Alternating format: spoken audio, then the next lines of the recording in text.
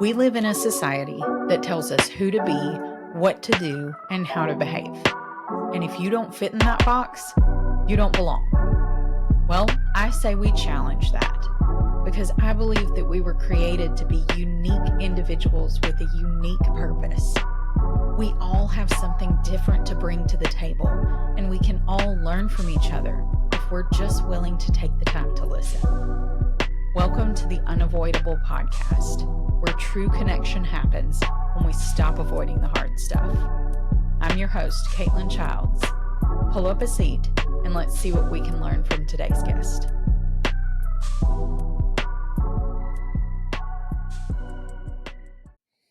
Okay, welcome to the podcast. Oh, thanks for having me. I'm really excited to be here. Yeah, I'm glad you're here. So for those of you who don't know, this is my brother-in-law, Isaac. This is Josh's younger brother, and we have known each other for quite a while now. Mm-hmm. Josh and I have been together for 15 years. 15 years. So, Good. It does not seem that long. I know. So we met when you were small. I was small. You were, I think, a sophomore, maybe? I think I was 8th grader, actually. Really? That was first year at Hillcrest. Wow. So I was 13, 14 years old. That's crazy. You definitely talk a lot more now than you did Oh, back definitely. then. I don't think I heard Isaac speak for the first 2 years that I was in his No, life. my nickname in high school was No Talk. So. And it was accurate. So I'm glad that you actually are talking enough to where you're on a podcast. Oh, for now. sure. Yeah. For sure. So basically, the whole idea of this podcast in this season, what we're talking about is our strengths and weaknesses. Because a lot of times in society, we're kind of given this underlying message that there's one way to be. There's one way to be successful. There's one way to look. There's one way to act in order for you to be accepted by the majority. And I kind of want to rebel against that because we're all made to be unique individuals. We all have different gifts and talents that I believe are meant to work together and make us better together rather than all striving for one same goal. So, in order for us to discuss that, we have to talk about your strengths. I know where this is going then. So, what I have noticed throughout your life is that you seem to have the strength of endurance. Endurance. Yeah. I mean, I would agree with that. I love running. I've done 3 marathons now. I'm about to do my 4th. So, yeah. Yeah. You want to talk about that a little bit? How you got started in running and what led to that? Yeah, I guess what really got me into running was probably COVID. I got, job sent me home for 6-7 months and I needed a new hobby to do. I couldn't go into the gyms or anything. And that was pretty much it. I started off with some 5Ks and some 10Ks, and I just built my way up to do a marathon. So it's been a journey. And you've recently qualified for right? Yeah, for the Boston I got my Boston qualifiers, so that's a big deal in the running community. Yeah, so absolutely. Super excited. I want to go to that one. Hey, I think we should all go to that one. I think we should. We'll just load up in the trailer and I'll head up there. But that was something that I noticed even before you started running, though. You always had this quiet strength to you that was lasting. And you had this patience and this endurance that was kind of an undercurrent. And I see that through your running, obviously. But better you than me on that one because I am not about to go do that. But I think that that's something you've been uniquely gifted with. So in terms of like not just running, but have you noticed that in other areas of your life? Yeah, oh, for sure. I would say I'm a very disciplined person. Yeah. I want to be the absolute best I can be in anything, whether it is in running, yeah, whether it's, playing football, any of that stuff I want to be my best at. Yeah. So just being self-disciplined is a big part of that. Right. If you can't handle waking up 2 hours before, 3 hours before work to go for a 10, 12 mile run, then you're never going to build that up to get to that Boston qualifier. That's true. So I think that's been a big part of my life, just wanting to be the best.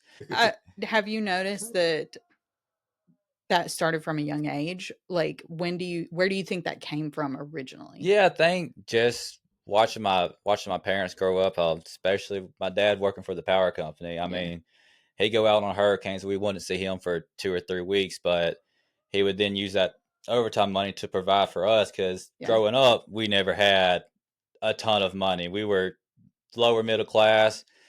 We always had just enough. So just watching Yeah.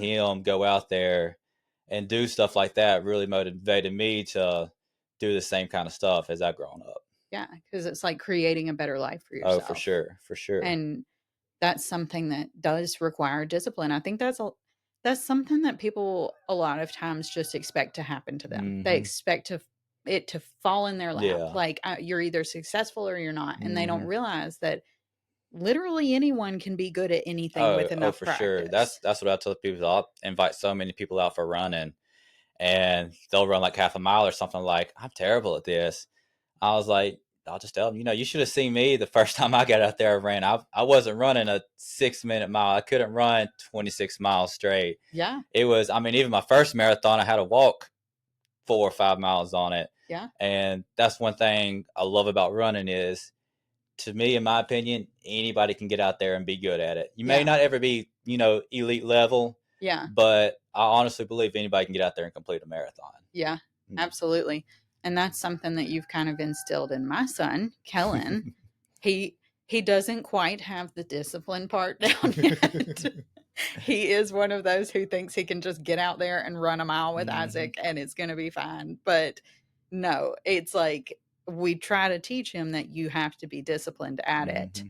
and that it's going to take you further if you can get in that routine and that habit. Oh yeah, for sure. And one thing I've noticed in Kellen too is he's not worried about whether he wins or not. It's Yeah. just he wants to get out there and have fun, Yeah. which is really one of the biggest things Yeah. that you got to be able to learn. Because especially in the running community, you got so many people that won't come out there and be the best. Yeah. When is the people that are winning, they've been running 2,000, 3,000 miles a year for the last 4 or 5 years. Ooh, So yuck. if you put all your focus on just trying to win Mhm. instead of just improving daily and daily, then you're going to be stuck in that same spot and you probably end up giving up over time. So, would you say that endurance is more of a battle with yourself more so than Oh competition yeah, with yeah, yeah, for others? sure, for sure. Like I tell everybody, a marathon. You can ask anybody this has run a marathon. The first 18 miles of a marathon, easy. Really? I honestly, I don't think I if would if you consider train if that you easy. train right, anybody can get out there and run that first 18 miles of that marathon. Yeah. But I don't care if you're running a 5, 6 hour marathon, you're running a 2 hour marathon at the elite level. Everybody's going to tell you it's that last 8 miles that's going to get you. That's Yeah. when your mind starts playing games with you, telling you, you're not going to be able to finish this last little bit. Yeah. It's to me that's where the battle begins, and that's to me that's what endurance is. Endurance is being able to push through that, through either whether it's mental, physical, Yeah. just telling yourself, "Hey, I got this," and that's kind of what I had to go through on my last marathon. I got to mile 18 again, where I actually started walking my first year out there, and that's just started running through my mind again. I got to the point I was like, you know what? Let me just push one more mile, Yeah. and it hurt. I got mile 25. Yeah. I was struggling, Yeah. but let me tell you, when I saw that finish line, everything just clicked, and Yeah. I felt great after that. It's like So something just kicks in, it like, is it's there it it's is. it's like you pushing that whole time, and then you see that finish line, and it's like, oh, I got it now. Yeah. So And there was a time I remember you saying that you were, like, cramping up and nauseous, oh yeah, where you were like, "I don't know yeah. how this is about to go." Oh, for sure, and that's the thing about marathons is, uh, I mean, you got to make everything work together. You can do your long runs right every weekend. Yeah. All your training runs can be perfect, but if you mess up one thing the day before, whether it's not hydrating enough Mm. or hydrating wrong in the race, that's going to throw everything off too. So it's kind of you got to get everything to work together. Not just you can't just have strong legs. Yeah. You can't be mentally strong. You got to have All the you got to have pieces. everything. You got to Yeah. have everything cooperate for you. And I know that when I've witnessed you running races, it's like the day before, you're always like, okay, I got to have this amount of carbs. I got to have this amount of water. I got to make sure I'm doing this, that's this. And you have it all lined up Hey, to I where ain't you're ever gonna turn ready. down carbs now. Me neither. I just don't run them off. So we're different in that way. But yeah, I have noticed that it's very much planned, and there are times that you've had to push through even though that's your strength. It's like it's still you it's not without its challenges. Hmm. And so, for example, like endurance is not my strength. Not at all, because I have a tendency not to be able to trust myself to Hmm. get to the finish line. Hmm. I think Oh like yeah, I look at the finish line and I'm like, yeah, I'll never get there. So I don't even yeah. try to. And also, I have a very creative mind. And Hmm. so routine things are like, I want to claw my eyes out Hmm. because I feel like a caged animal when I'm stuck in a loop For of the sure, same for thing over sure. and over again. So for people who are not skilled in endurance, who maybe never will be, like maybe they'll never have that as their main strength, Hmm. but like they want to learn from you and they want to utilize that maybe just a little bit more in their life. How would you recommend? I would say the biggest thing for me is your community. Mm, That's one thing. Going back to running again, but yeah. the running community is one of the best out there. Uh, Everybody's out there struggling. I know running that marathon, you'd be talking to people the whole same time, Yeah. just encouraging each other, and doesn't matter. It becomes less of a like, hey, I'm trying to beat you, Yeah. and hey, let's finish this thing. And that's, to me, that's what you need. You need people around you that are going to push you. Yeah. Like for me, growing up, not talking much, Mhm. I had to get around people that were gonna push me outside of my Yeah. comfort zone. As far you speaking in front, public speaking, I'm terrible public speaker. But I've And gotten yet you're on a podcast. I never thought I would do this. But having people come into my life that have instilled in me that, just confidence Yeah. to be able to do this kind of stuff, that whether it's pushing through. I know a lot of people struggle with mental illness, anxiety, Yeah. depression. I think that's just something you gotta, not saying to push through that, Yeah. but it's something you gotta learn. Be like, hey, even though I'm not feeling good right now, Yeah. I just want to lay in my bed all day. It's still like having someone that can, maybe send you a text, and Yeah. just whether it's a word of encouragement, Mhm. or just someone that can be a friend to you, that can just help you out. Yeah. So. I have noticed that about the running community too, because Hmm. when we'll be at the races and they always have this like, what do you call it? Like a ceremony Hmm. medaling, Yeah. you know, The awards. get together thingy afterwards. And there will be so many people there we don't know. Hmm. But, like, they'll come up to you and just start Oh chit-chatting, yeah. and that's foreign to me because I've never had a community where it's like, "Oh, let me just run up to you, Yeah. and I don't know you, and I'm just gonna talk to you." So, I have noticed that about the running community too, and it is very much like a family Oh yeah. Oh almost. yeah, for sure. That's why I tell anybody, if you want to make some friends, just go out and do a 5K. Yeah. Everybody loves everybody. It's not about winning. It's really about getting that free shirt, Yeah. getting that pizza, Yeah. and just hanging out with people. So, I mean, I would be willing to walk a 5K. I'm real good at walking, and I enjoy walking, but running, no. I'm no, just not there yet. we'll start with the walking first. Okay, deal. But how do you think that that plays into, like, because I think that that advice is solid, but build your community if you want to get out of this place where you're stuck, Hmm. because you're getting around people who are strengthened in those areas, which is kind of the whole point Hmm.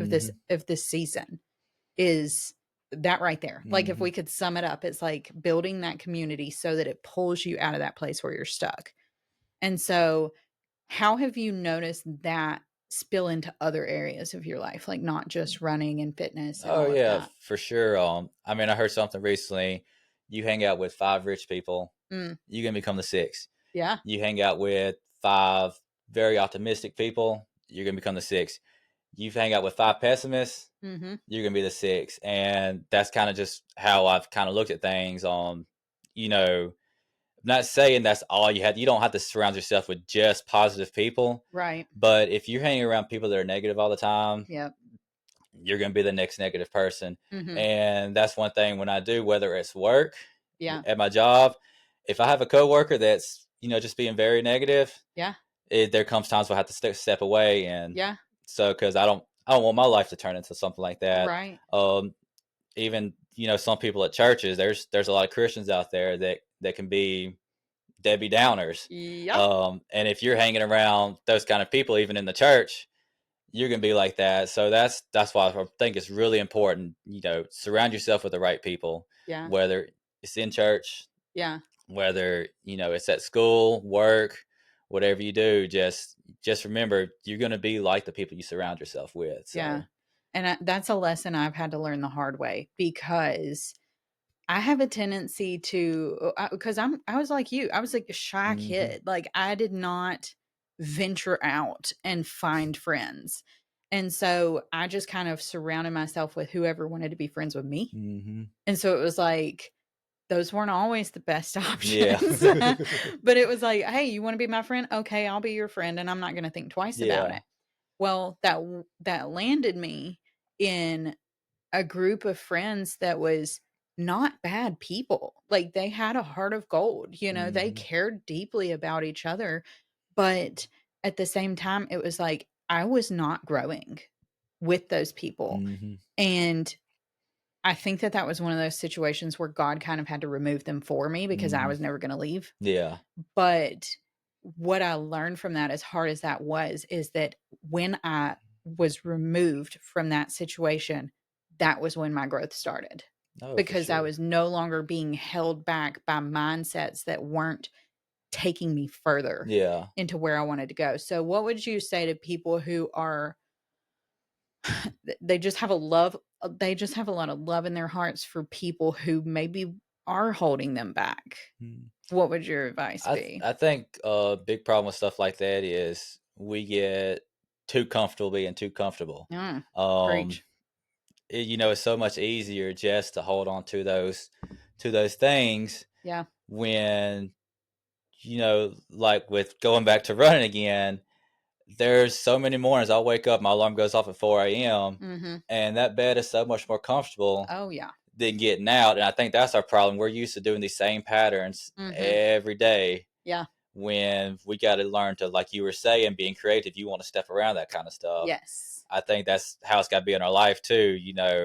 We want to hold on to these things, Mhm. and really those things we're holding on to is like heavy chains. If I try to go run a 5K with 40, 50 pound vest on, Yeah. I'm not going to run near as fast as I can. Right. And that's what happens to us when we hold on to these old friendships or anything that's holding us back, whether it is something, mental illness or anything like that. Yeah. It's just slowing us down. We can't run our race after that. Yeah. That's good, man. And so for me specifically, I'm asking for myself. If because I do struggle with that feeling like I'm on a loop when I'm being disciplined. Like even in the gym, I want to go to the gym because I want to move my body. I feel better. I know I do.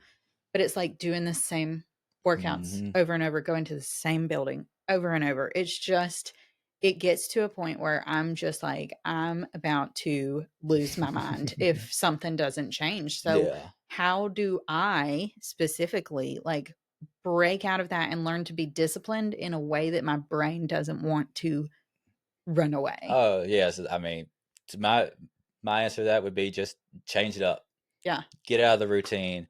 Uh, Runners, we don't do the same workouts every day. Yeah, that's Every true. day is something completely different. If I had to go out there and run 10 miles as hard as I could every day, I'd hate running. Yeah. Same thing in the gym. When I was working out, I would do, whether it was like chest and back one day, Mhm. tries and biceps the other day, Yeah. and then every couple of weeks I would change the workouts in just to kind of mix it up, because your Yeah. body does get to a point to where if you're doing the same thing over and over, Mhm. you're not gonna see the progress anymore. And it's the same way with our life. If we get stuck in that routine of waking up at whether it's 6 a.m., going to work for 8 hours, coming home, eat dinner, Yeah. and going to bed, you're going to start feeling a little more depressed. Yeah. So it's whether just change up one thing. Yeah. And to me, that'll make the whole difference. Well, I feel like that's yeah, maybe I've just been looking at it wrong where it's like, "Oh, here we go again." See, I'm getting trapped in my own thoughts of what discipline should look like. Mm-hmm. Like, this is how it looks for other people, Mm-hmm. so that's how it should look for me. That's what I'm trying to break out of is these boxes we put ourselves Oh, for in. sure. So maybe I just need to, yeah, look at it differently because I've noticed that you'll get out there and one day you'll run 7 miles and one day you'll run 15 miles. And it's just always Yeah. Oh, yeah. different, even though you're doing the same thing. I mean, it's the same for me too. Like when I first started out running, I was looking at how all these other people were doing it, and I never could find any progress in that. Yeah. So I've had to do my own research and find what works best for me. Yeah. And that's really been a complete game changer. Just because something works for you or someone works for this person, it's not going to work for this person over here. Yeah. Just because I go out and run 10 miles in the morning doesn't mean you should go out and run 10 miles every day. Yeah. It's you got to find what works best for you and Yeah. go with it at that. Find your own strengths Mm-hmm. and learn from the people around you. I think that perfectly sums up this episode. So, y'all be sure to check back next time because I am going to have Isaac on for a couple more episodes. Hey. Yeah. I mean, you're not getting out of this now. We're going to do this more than We once. got to do it now. So, y'all be sure to check back for those episodes coming up soon.